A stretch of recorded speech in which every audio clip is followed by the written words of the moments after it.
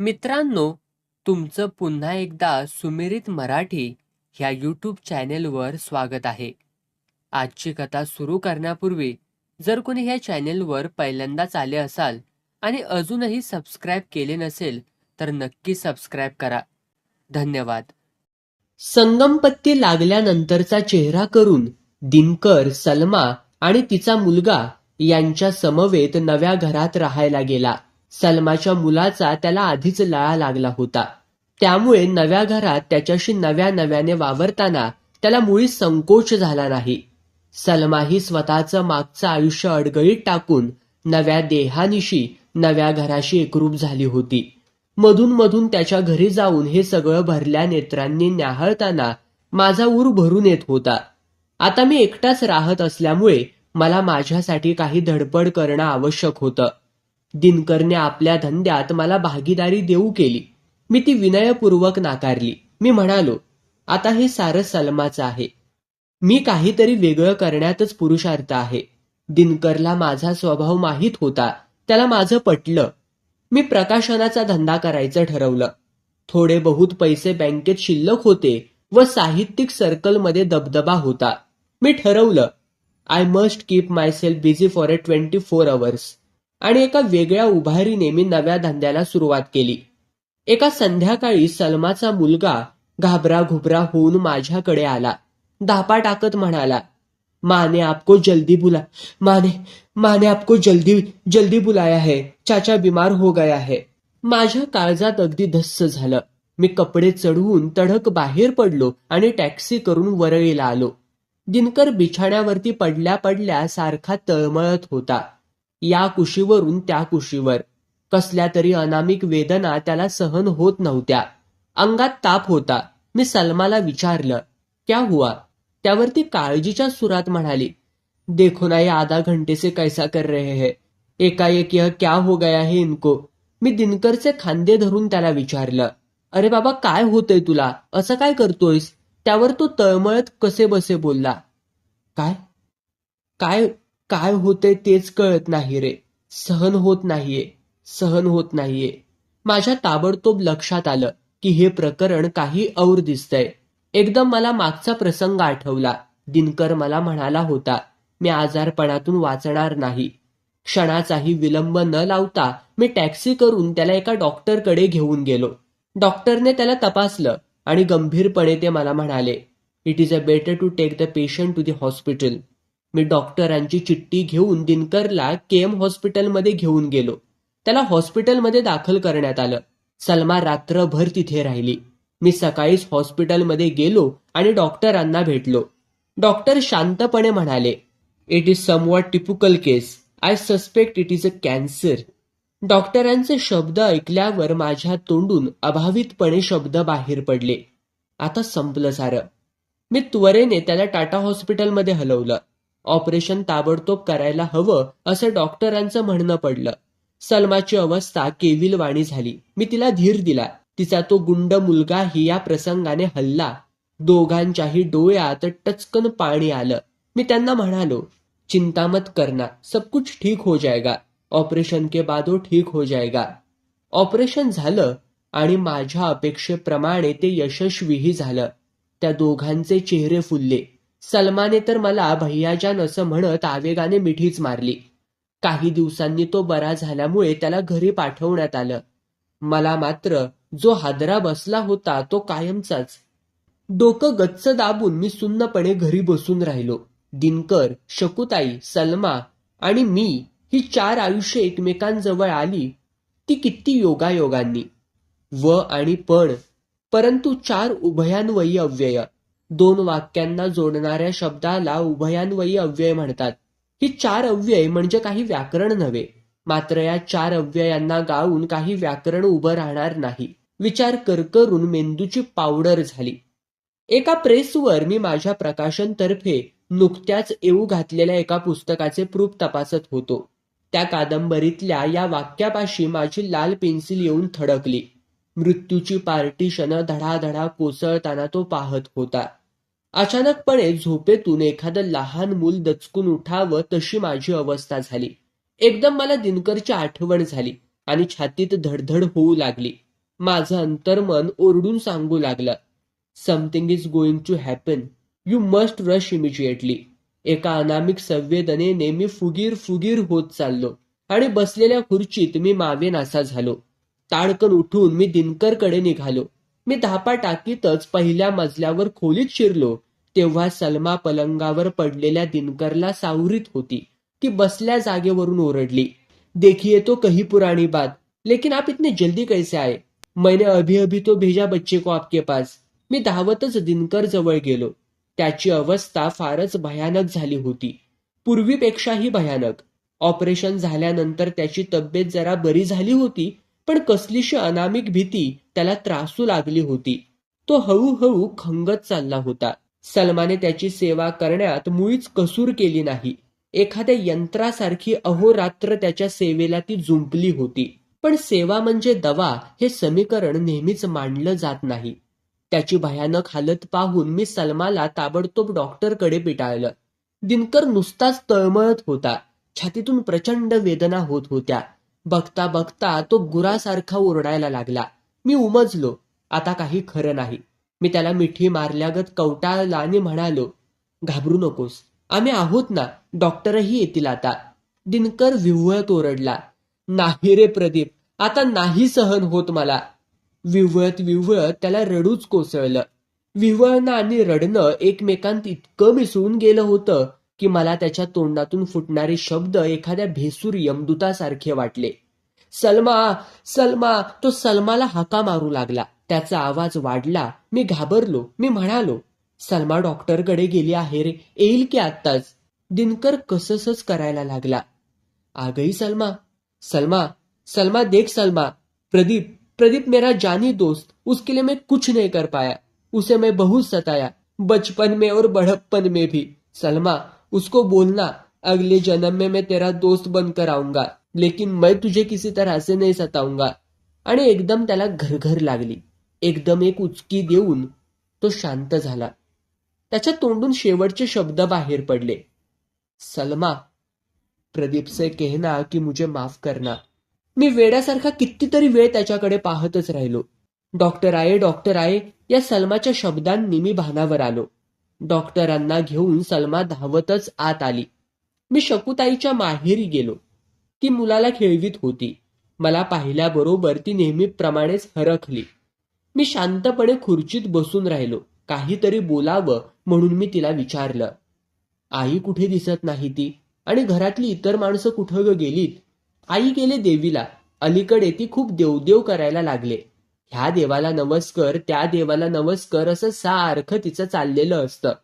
तिच्या चेहऱ्यावर विषण्णतेची झाक पसरली. ती एकदम चमकली. आठवल्यासारखं करत तिने मला विचारलं, हो बरं झालं. त्या दिवशी तू त्यांच्याकडे गेला होतास त्याचं रे काय झालं? काही नाही, मी गेलो होतो पण ते घरातच नव्हते. खोटं बोलताना डोळ्यांच्या बाबतीत फार सावधगिरी घ्यावी लागते हे मी विसरलो. तिने ते ताडलं. एकदम गरजून ती म्हणाली, खोटं बोलतोयस तू, साफ खोटं, साफ खोटं. खरं सांग, त्यांच्या आधी तुझी भेट झाली की नाही? हो, मी अभावितपणे बोलून गेलो आणि त्या दिवशीची ती गोष्ट तिला सांगावीच लागली. तिच्या नवऱ्याने माझा अपमान केला हे ऐकून ती रागाने कापू लागली. मला म्हणाली, तरी मी तुला सांगितलं होतं की तू तिकडे जाऊ नकोस म्हणून. आता काय होणार आहे तेच कळत नाही. मी तिथून बाहेर पडलो त्यावेळी डोक्यात एक मोठं वादळ धिंगाणा घालत होतं. तडक बस पकडली आणि हाजी अलीला आलो. ओहोटी होती. आत पार घुसलेल्या दर्ग्याकडे जाणारा रस्ता मोकळा झाला होता. मी सरळ दर्ग्यापर्यंत चालत गेलो आणि जवळच्या खडकावर जाऊन बसलो. माझा आवडता समुद्र माझ्यापासून काही हातच दूर होता. मी त्या फेसाळलेल्या समुद्राकडे पाहतच राहिलो. ह्या समुद्राचं आकर्षण मला का वाटावं? ह्या पाठोपाठ फुटत गेलेल्या लाटा निजतात तरी केव्हा? झिजतात तेव्हा? मीही एके दिवशी असाच झिजेन आणि कायमची निजानीज होईल, नाही का? एक कुर्ली माझ्या पायावर चढली तेव्हा मी भानावर आलो. काळोख चढला होता आणि समुद्रात घुसलेल्या त्या रस्त्यावर चिटपाखरूही नव्हतं. मी माझ्या कमरेची तलवार उपसली आणि खसदिशी माझे डोकं छाटून टाकलं आणि रक्तबंबाळ अवस्थेत घरी आलो. मला त्या दिवशी बरं नव्हतं. आदल्या रात्री थोडा ताप आला होता. प्रेसवर बरीच कामं पडली होती, परंतु जाण्याची मात्र इच्छा नव्हती. अंग दुखत होतं. सकाळीच अंघोळ न करता मी अंथरुणावरती नुसताच लोळत होतो. इतक्यात एक अनोळखी माणूस माझ्या खोलीसमोर आला. भिरभिरत्या नजरेने त्याने मला विचारलं, माफ करा, माफ करा, प्रदीप सावंत इथेच राहतात का हो? होय, इथेच राहतात. काय काम काय आहे? मी म्हणालो. ते बाहेर गेले आहेत काय? नाही, मीच प्रदीप सावंत. बोला ना. तुम्ही? तर मग तुम्हाला शकुंतला देशपांडेंच्या आईने घरी बोलावलं आहे. ताबडतोब बोलावलं आहे. आत्ताच्या आत्ता, याच क्षणी. आत्ताच्या आत्ता? तर मग तुम्ही कोण? मी त्यांचा शेजारी हो. त्याचा चेहरा गोंधळलेला होता. त्यावर म्हणालो, काय झालंय? कशाला बोलावलंय? मला मला काही माहिती नाही. तुम्हाला ताबडतोब बोलावलंय त्यांनी. मी पार गोंधळून गेलो. कशाला बोलावलं असावं काहीच कळत नव्हतं. मी त्याला म्हणालो, तुम्ही व्हा पुढे. हा मी आलोच आता कपडे करून. शकुताईच्या दारावर बरीचशी गर्दी जमलेली पाहून मी लांबूनच दचकलो. घाईघाईने जिना चढून वर गेलो एका दमात. आतून रडण्याचे आणि हुंदक्यांचे आवाज स्पष्टपणे ऐकू आले. मला पाहताच शकुताईच्या आईने एकदम हंबरडा फोडला. बघ रे तिला काय झालंय ते. शकुताई पलंगावर शांत पडली होती. डोळे स्वच्छ उघडे आणि नजर माझ्याकडे. मी तिच्याकडे पाहण्याचा प्रयत्न केला, पण मला काही दिसेच ना. मी डोळे फाडून बघायला लागलो, पण डोळ्यातली बुबुळं एकाएकी नाहीशीच झाली. डोकं गरगरायला लागलं. सभोवतालची माणसं एकात एक मिसळून गोल गोल फिरताहेत असं वाटू लागलं. माझे पाय छताला आणि डोकं जमिनीकडे अशा अवस्थेत मीही त्यांच्यात मिसळून गेलो. कोणीतरी माझ्या दंडाला धरून जोराने हलवलं. मी डोळे उघडले. बघतो तर परत शकुताई पलंगावरती शांत पडली होती. डोळे स्वच्छ उघडे आणि नजर आढ्याकडे, जणू कोणाची तरी वाट पाहत आहेत. देवा, काय झालं रे हे? तिच्या आई परत विव्हळली आणि कपाळ बडवू लागली. मीही स्वतःला सावरू शकलो नाही. पुढे होऊन मी तिचा थंडगार हात हातात घेतला आणि तसाच छातीशी दाबून धरला. मला कळ आवरेनात आणि मी एव्हाना मोठा बापया हुंदके देऊ लागलो. शकुताईच्या आईला हे पाहून अधिकच उमाळा आला. शकुताईने आत्महत्या केली. या हत्येला जबाबदार कोण? तिचा नवरा? मी? की ती स्वतःच? माझं डोकं खुरपू लागलं. मी देखील आत्महत्या का करू नये? Am I not due for suicide? दिनकरचं मरण डोळ्यांनी पाहिलं. शकुताईचं मरण डोळ्यांनी पाहिलं. या डोळ्यांनी काय काय पाहिलं? हे डोळे सूर्याचं मरण पाहिलाही जिवंत असतील काय? हे डोळे इतके अविनाशी का? अश्वत्थामाच्या वाट्याला आलेलं अमरत्व घेऊन अवतरलेले हे डोळे इतके डोळस का?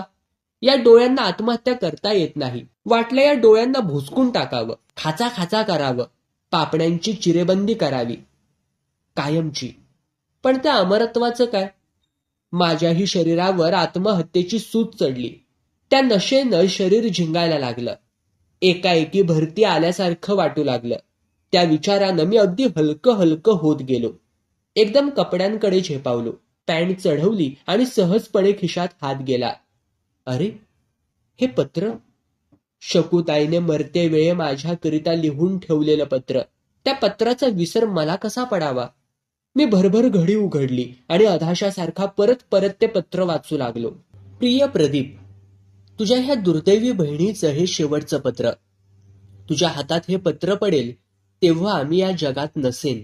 तुला वाटेल की काय हे मी भ्याडपणाचं कृत्य केलं. माझी कीव करशील. पण खरं सांगू का प्रदीप, प्रत्येकाच्या आयुष्यात असा एक धागा येतो की मी मी म्हणणारे लोक आपटतात. मी तर एक सामान्य स्त्री रे. पाहिजे तर तू त्याला विकृती म्हण, पण मी तुझ्यावर प्रेम करताना काही काही देखील शिल्लक ठेवलं नाही. आपल्या आवडत्या माणसावर असं जीव तोडून प्रेम करणं जर गुन्हा असेल तर त्याचा प्रायश्चित मी आत्ता घेणारच आहे. मला कोणी समजू शकलं नाही रे, त्याचं मला फार वाईट वाटतं. माझा नवराच नाही, तू देखील या परीक्षेत नापास झालास. पण त्यात तुझा दोष नाही, दोष माझाच आहे. पण लक्षात ठेव प्रदीप, मला माझाच खूप खूप अभिमान वाटतो. तुझं माझं रक्ताचं नातं मुळीच नसताना मी तुझ्यावर एखाद्या सख्ख्या बहिणीप्रमाणे मान लाजेने खाली घालावी असं प्रेम केलं. माझ्या या प्रेमाची बरोबरी करणारी आणखी एखादी दुसरी निघाली तर मी स्वतःला धन्य समजेन. तुझं माझ्यावरही खरं प्रेम असेल तर एक गोष्ट कर, कधी काही अगदीच नाईलाज झाला तरी देखील आत्महत्या करू नकोस. आत्महत्या करायला निघालेल्याने असा उपदेश करणं किती हास्यास्पद वाटतं नाही? आता मी पूर्ण समाधानी आहे. फक्त मला माझ्या बाळाची चिंता वाटत होती, पण आत्ता वाटत नाही. माझा बाळ मी तुझ्याकडे सोपवते आहे. तू एखाद्या चांगल्या प्रेमळ मुलीशी लग्न कर आणि माझ्या बाळाला दत्तक घे. त्याला फुलासारखं जप, त्याला वाढव, मोठा कर. त्याला असा माणूस बनव की दुसऱ्याला समजून घेणं हेच खरं जगणं. हे त्याच्या सतत स्मरणात राहिलं पाहिजे. ही माझी विनंती नाही, ही आज्ञा आहे. ही आज्ञा करताना ती पाळली जाईल किंवा नाही याचा मी पूर्ण विचार केला आहे. तू समजदार आहेस. अधिक लिहित नाही. प्रदीप, मी येते आता. माझं शरीर काही वेळाने थंड होईल, पण माझा आत्मा मात्र सतत तुझ्या भोवती छाया धरून राहील. परत सांगते, दुसऱ्याला समजून घेण्याइतकी महत्वाची गोष्ट दुसरी नाही. येते मी. तुझ्या अधिकाधिक जवळ येण्याकरिता आत्महत्येखेरीज दुसरा मार्ग नाही रे राजा. तुझ्या आणि तुझीच शकुताई. इतिहासाची पुनरावृत्ती होते हे वाक्य मी खूपदा ऐकलं होतं, वाचलं होतं, क्वचित प्रसंगी पाहिलंही होतं. पण हे कधी माझ्या स्वतःच्या बाबतीत अगदी डोळ्यासमोर घडेल असं मला मात्र कधीच वाटलं नव्हतं. माझा जन्मही असाच शकुताईच्या बाळाप्रमाणे झाला असेल ना? किती विलक्षण साम्य. मी आणि शकुताईचा बाळ. मलाही असंच कुणीतरी वाढवलं, पण पण नाही.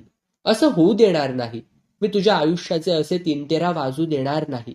तुला फुलासारखा जपेन. दुसरं मूल होऊ देणार नाही. नाही शकुताई, तुझ्या पत्रातलं ते शेवटचं वाक्य मी शेवटपर्यंत विसरणार नाही. त्याचं बाळकडू मी त्याला पाहिजे. तो मोठा झाला की त्यालाही एक बाळ होईल. मग त्या बाळालाही, त्या बाळाच्या बाळालाही. पण शकुताई, मी असेन का ग त्यावेळी इथं, हे सगळं पाहायला?